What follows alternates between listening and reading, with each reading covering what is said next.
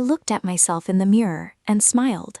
A few seconds later, I could not recognize the woman staring back at me.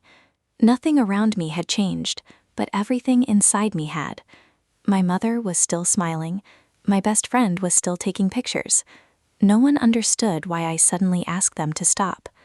To understand that moment, I have to take you back to what should have been the happiest day of my life. My name was Emma Carter, and I was 29 years old. I had been with James for 3 years, and our wedding was only 2 months away. I believed I knew everything about him. He was calm, caring, and always spoke about the life we would build together. That morning, my mother, Linda, and my best friend, Sarah, came with me to a famous bridal shop in the city. I had waited for that day for months. On the way there, I talked about flowers, music, and our first dance. I even laughed about how nervous James would look at the altar. Everything felt safe and certain. I did not know that before I left the shop, one message would make me question every memory we shared. The bridal shop was brighter and more beautiful than I had imagined. Large mirrors covered the walls and soft music played quietly. Rows of white dresses hung around us. Some were covered in small stones, others had long sleeves or wide skirts.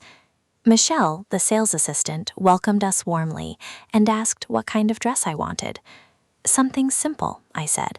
"Elegant, but not too heavy." My mother smiled and said, "That sounds exactly like you." Sarah picked 3 dresses immediately and carried them toward the fitting room.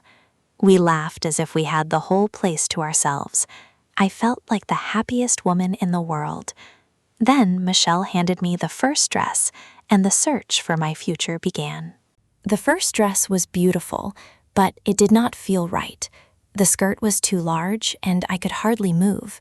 Sarah said I looked like a princess, but my mother shook her head gently. "You are hiding inside it," she said. The second dress was more modern, with thin straps and a long train. I liked it, but when I looked in the mirror, I did not feel anything special. Michelle noticed my face. "The right dress usually changes the way a bride stands," she said. "You will know when you find it." I smiled and tried to believe her. As she prepared another dress, I checked my phone. James had sent me a short message. "Enjoy your special day. I love you." At that moment, those words still felt completely true. The third dress was closer to what I wanted. It was soft, simple, and fitted my body perfectly. My mother covered her mouth when I stepped outside the fitting room. Sarah's eyes became wet. For a few seconds, nobody spoke. I turned slowly toward the mirror. I could imagine walking toward James in that dress. I could imagine him smiling as I reached him. Still, something felt unfinished. Michelle adjusted the shoulders and studied the dress carefully. "I have one more," she said. "It arrived yesterday, and I thought of you when you described what you wanted." She disappeared into another room. My mother touched my arm and whispered, "You look happy." I was happy, but the dress that would change everything had not yet appeared. Michelle returned carrying a white dress with a narrow waist and a smooth, flowing skirt. It had no heavy stones and no shining decorations. It was quiet and elegant.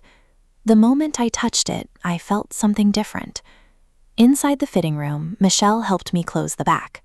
When I looked down, my hands began to shake with excitement. I stepped outside slowly. My mother started crying before I even reached the mirror. Sarah placed both hands over her heart. "Emma," she whispered, "this is your dress." I looked at myself and felt tears fill my eyes. For the first time that day, I truly looked like the woman who would marry James. I thought I had found the perfect beginning to our life together. Then my phone vibrated on the small table beside me. At first, I ignored the sound. I wanted to stay inside that perfect moment. Michelle adjusted the bottom of the dress while my mother took pictures. Sarah walked around me, studying every detail. Then my phone vibrated again.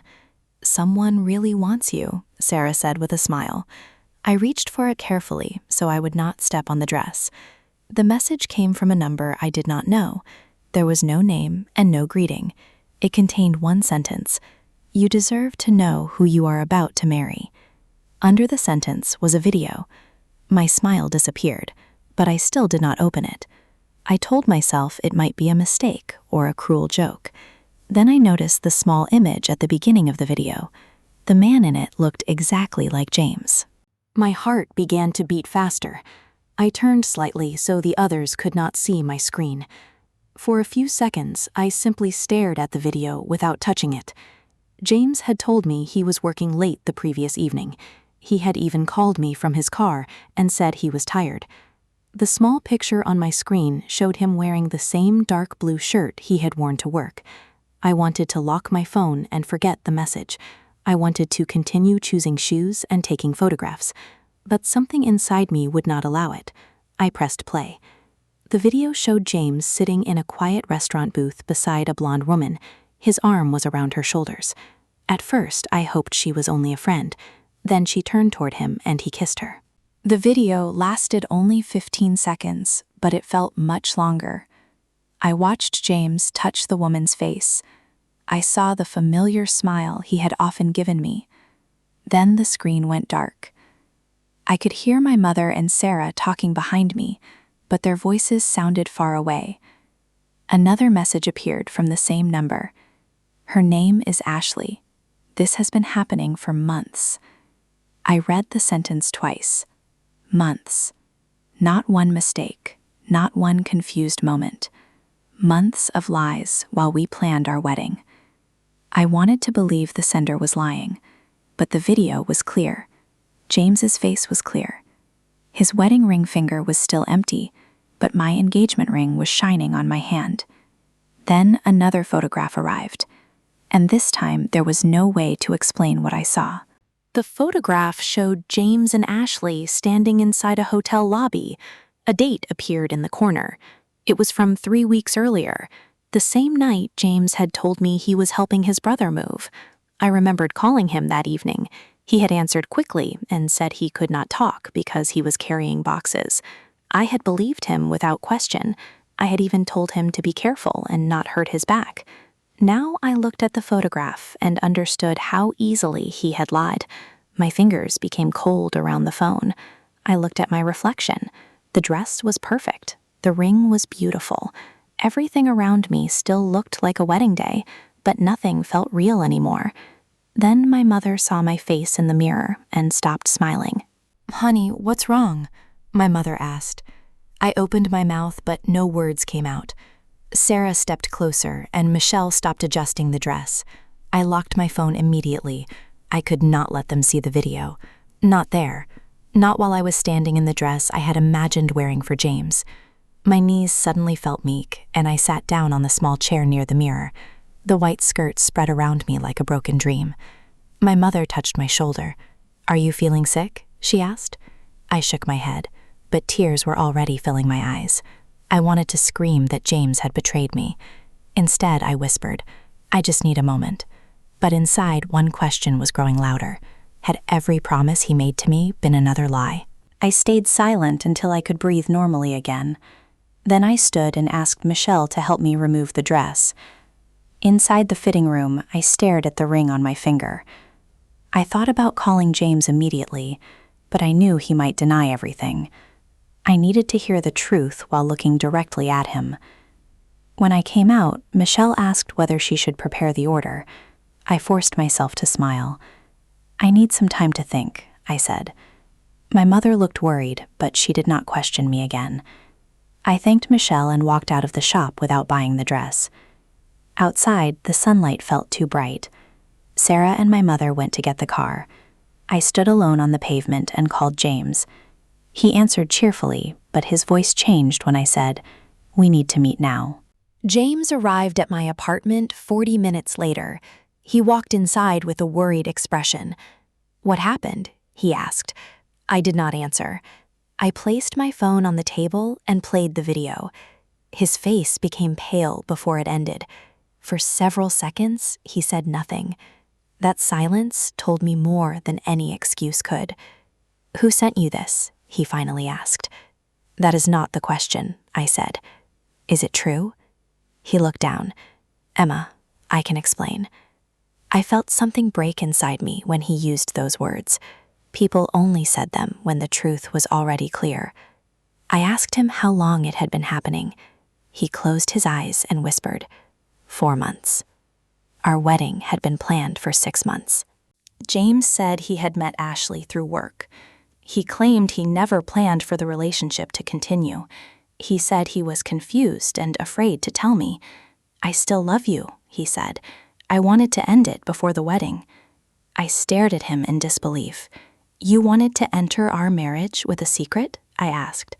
He stepped closer, but I moved away. He told me the affair had meant nothing. That answer hurt even more. If it meant nothing, then he had risked our entire future for nothing. He began to cry and asked me not to cancel the wedding. He promised to change. For 3 years, I had trusted every promise he made. Now each new promise sounded empty. I looked at my ring and understood that love without honesty could not protect a marriage. I removed the engagement ring slowly and placed it on the table between us. James stared at it as if he could not understand what I was doing. Emma, please, he said. We can fix this. I shook my head. You had 4 months to fix it. Instead, you kept lying. He told me everyone made mistakes. I agreed, but I also told him that a mistake happened once. 4 months of secret meetings, false stories, and hidden messages were choices. He began to speak again, but I stopped him. I did not insult him or ask for revenge. I simply said, the wedding is over. Saying those words hurt more than I expected, but they also gave me back something I had lost inside the bridal shop: control over my own life. After James left, I finally told my mother and Sarah what had happened. I cried for the future I thought I would have, not for the man who had destroyed it. The next morning, I called the bridal shop and thanked Michelle for waiting. I did not buy the dress. For weeks, seeing anything white made my chest hurt. But slowly, I understood that discovering the truth before the wedding was painful mercy. The anonymous message had not ruined my future. Tames's choices had done that. The message had only stopped me from building a marriage on lies. I lost a wedding, but I saved myself from years of doubt. Sometimes the most beautiful dress is not a sign that you should continue walking towards someone. Sometimes it reminds you that you are still strong enough to walk away.